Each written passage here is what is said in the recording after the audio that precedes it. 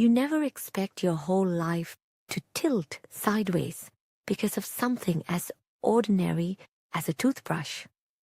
But the moment I saw my husband's sky blue striped toothbrush resting in another woman's bathroom, it felt as if my heart had slipped out of my chest and shattered on the floor. I stood there dumbstruck, staring at the familiar brand I had once gifted him, noticing even the dried flecks of toothpaste. It was like seeing a ghost in broad daylight. In that instant, a word I'd only ever read in magazines, grey divorce, rose quietly within me, landing on my mind like a heavy stone dropped onto the family dinner table.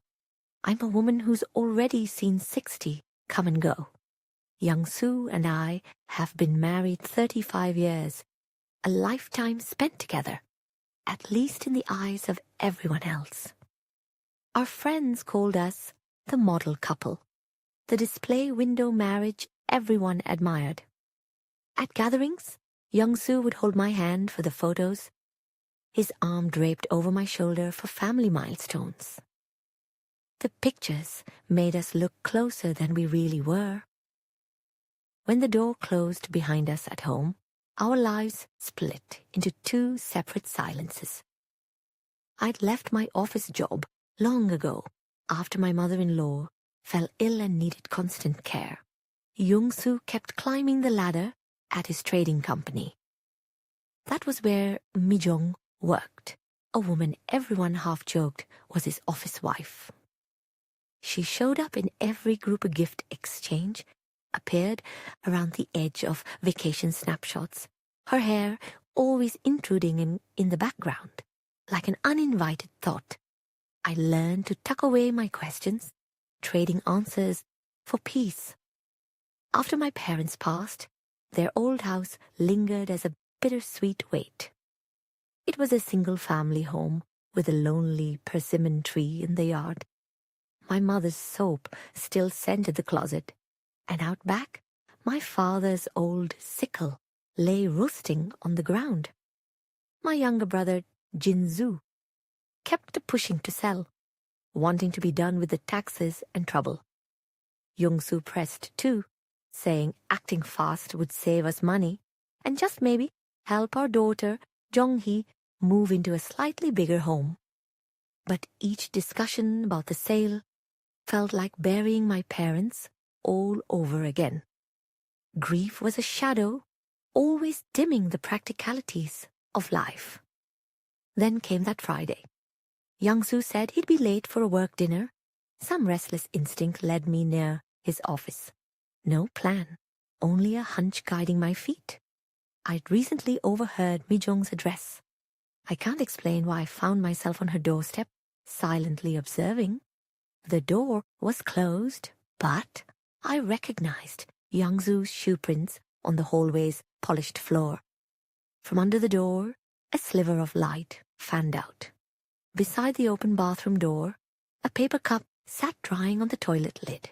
And then I saw that toothbrush. My scalp tingled, as if even my hair tried to flee.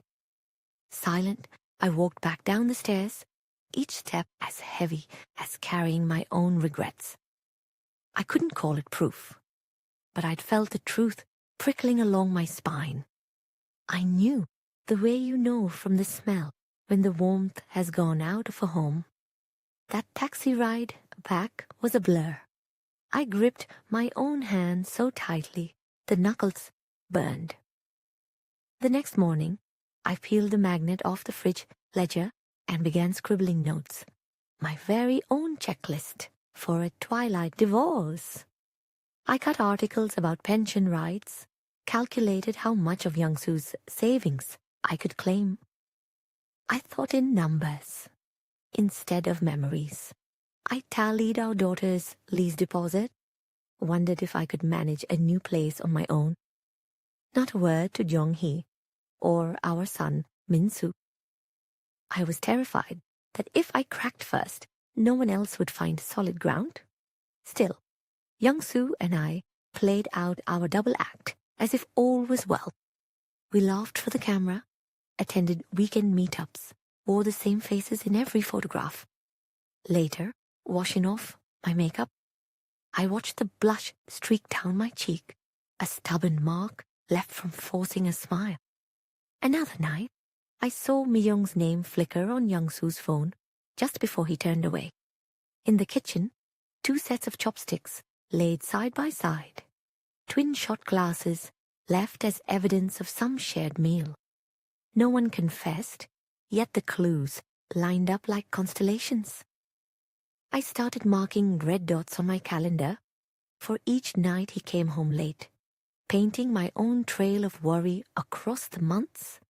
The dots soon stretched into a line, and that line skidded right off the page. Meanwhile, the house sale sped ahead.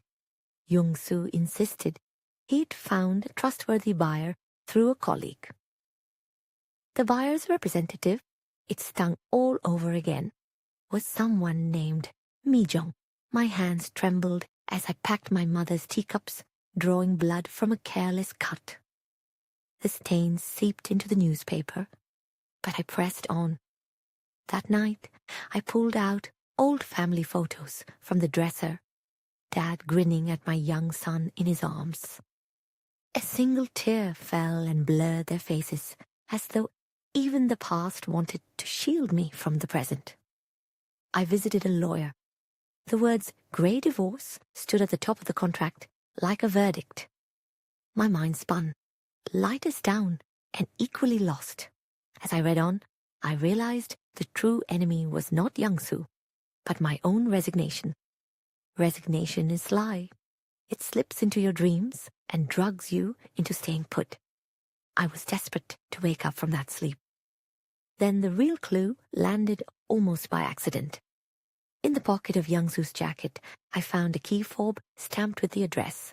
Sangdo Villa, Unit 302. An old pharmacy receipt fell out with it, listing toothpaste and shaving cream. My dread dragged me to that address. The stairwell reeked of old wood. 2 pairs of worn house shoes sprawled crookedly at the door.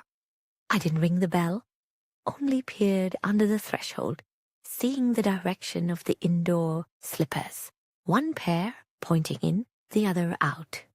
It felt as if even my breathing needed permission. I couldn't hold a pen steady enough to go to the house sale signing that day. The next week, the sale process hit its midway payment. Mi-jung's name appeared again as legal representative of the buying company. Ice clung to my fingertips. I kept thinking, my family home is being bought by my husband's office wife. Jin-soo said the money would come soon and not to fuss. I kept silent, eyeing the fine print in the realtor's folder. The contract's special clause was sharp, unyielding. It felt like crossing a river I'd never dared to wade before. That night, I cracked a little further. I put on my late father's old radio and listened to ancient trot songs that made the kitchen echo. I tapped my chopsticks against the table with every beat, afraid if I didn't make noise, my life would simply stop. Outside, the neighboring apartments flicked off their lights one after another. The kitchen pot's lid slowly cooled beneath my hand. The hush settling deep into my ears, like a break easing to a stop. Days after that midway payment, an official letter arrived. This time, it was from a legal trust agency. Inside, I found a contract with my full name, my maiden name, printed as the beneficiary. My hands shook as I read. The structure was simple. The real estate company would own the property, but all income and eventual title would transfer solely to me. In the margin, a scratched-out note explained it all. Young-soo had engineered every detail. I was so surprised, I collapsed to the floor. The warmth of the wood beneath me felt utterly real. Suddenly it all clicked into place. The Sangdo Villa key was not to another woman's home, but to a small office. rented for the company's tedious paperwork and sorting. The toothbrush and shaving cream were Young-Soo's own, as he spent nights there finalizing endless documents. And the dinner-time gift receipts matched with trinkets similar to my mother's lost teacups. Mi-jong wasn't his lover. She was the face of his workaround, a trusted colleague hired to obscure the process from prying relatives and greedy brokers. All those jokes about off-the-record marriages were just camouflage. Young-Soo allowed the world to think the worst, and I stashed my pain where no one could reach it. A few days later, another letter arrived. Young-Soo's handwriting was hesitant, his words trailing off, as if each sentence had been revised 100 times. He apologized for letting so many years of our display marriage wear me down. He'd pushed to close the house sale quickly, not out of hurry, but to protect our family from outsiders eager to exploit the situation. He never said any of this aloud, fearing a bigger fight with Jin-Soo and a deeper rift within the family. The apology, arriving so late on the page, felt oddly bright and bracing, like tears you didn't know you needed to shed. And yet, reality had shifted. No certificate, no contract could erase the scars left behind. Like the stubborn lines on the backs of my hands, the marks of neglect and habit would not disappear overnight. To some, window dressing a marriage was a harmless joke. But to me, it was a way of surviving, a list of days when I clung to the smallest rituals just to keep going. My carefully drafted divorce papers now sat in the wastebasket by my desk, yet it felt as if the edges still smoked, untouched by any flame. With only silence for company, I began to truly read my own heart for the first time. Soon I found myself at the local government office, sitting beside Young-Soo, waiting for our number to be called. We sat just far enough apart that our hands never brushed. In his eyes, for only a moment, I glimpsed the gentle shadow of our younger days, the comfort of late afternoons in my parents' garden. We handed in the forms. The pen scratched across the page of the divorce application. The staff stamped it without expression, but the sound felt final, like a door swinging shut.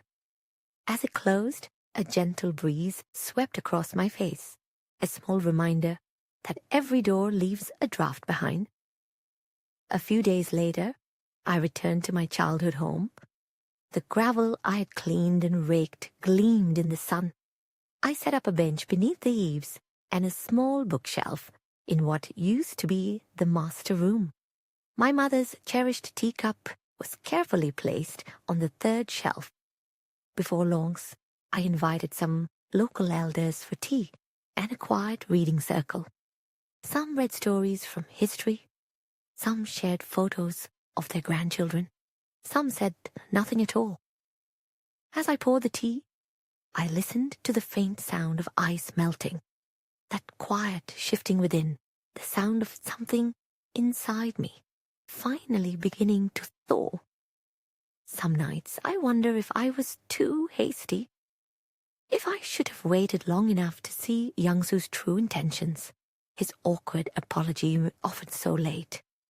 But on other nights, I realized that turning away from him was not turning against anyone, but turning toward myself. Forgiveness and reconciliation don't always share the same address. Sometimes, letting go is the kindest thing we can do for everyone, especially ourselves. I learned, in my bones, how a casualist word like no office wife could unravel a lifetime, and how the label of model couple can quietly suffocate a soul. The story ends quietly. Each night, houses turn off their lights, letting darkness settle between walls. I do not fear the dark anymore. It allows me to see my own face more clearly. The phrase parents' house sale means nothing to me now. That place is no longer a transaction, but a vessel for my living moments. I feel careful with it, knowing it may break, yet sure I can mend it if it does. When winter returns, I'll lean against the persimmon tree and gaze up at the sky. Sometimes I open Youngsu's letter and reread his belated apology. Its weight, absorbed into paper, has indeed shaped who I am today. But I keep walking forward, this time to a rhythm I choose. So I leave this with you. If you were in my place, would you accept a late apology and raise the curtain on your old marriage again? Or would you choose the quiet peace that finally comes from standing on your own name?